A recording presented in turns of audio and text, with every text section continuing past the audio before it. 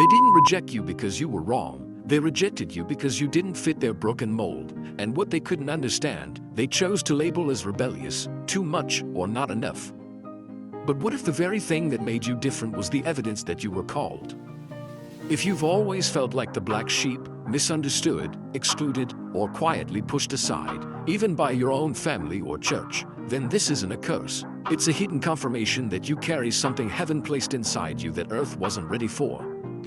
Joseph was misunderstood by his brothers, cast out, and sold into slavery, not because he was wrong, but because his dream exposed what they couldn't see. And Genesis 50 verse 20 reminds us that what was meant for evil, God used for good.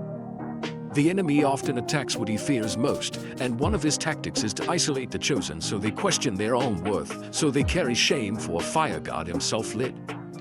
But isolation isn't always punishment, it's preparation. David was left in the field while his brothers were paraded before the prophet. But God doesn't choose by appearance, he chooses by heart. 1 Samuel 16 verse 7. You aren't overlooked, you were hidden for a time such as this. That tension you feel between who you are and who people expect you to be. That's the weight of your calling pressing against the box religion tried to put you in. You weren't made to blend in, you were made to break patterns, to carry something secret that disrupts what's been comfortable but counterfeit. That's why they don't clap when you speak truth, why you've been passed over while others were praised, why your presence has always made shallow rooms uncomfortable. You carry oil that can't be manufactured, and favor that doesn't come with approval, but with fire, with pain, with the wilderness. Don't mistake your loneliness for failure.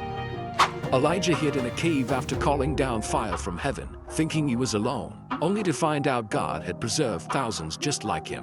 1 Kings 19 verse 18. You're not alone, and you're not crazy for feeling like the outcast. You are marked. You are set apart.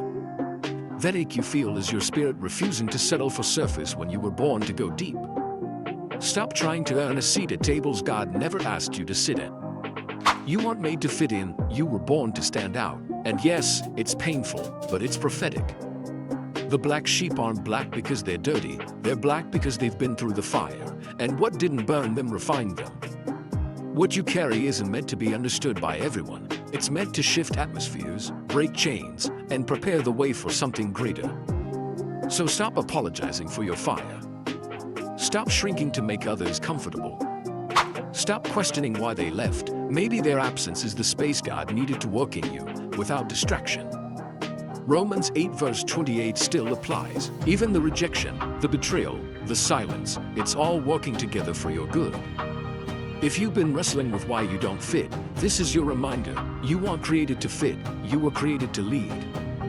Embrace the label, because black sheep in the kingdom often carry the boldest anointing.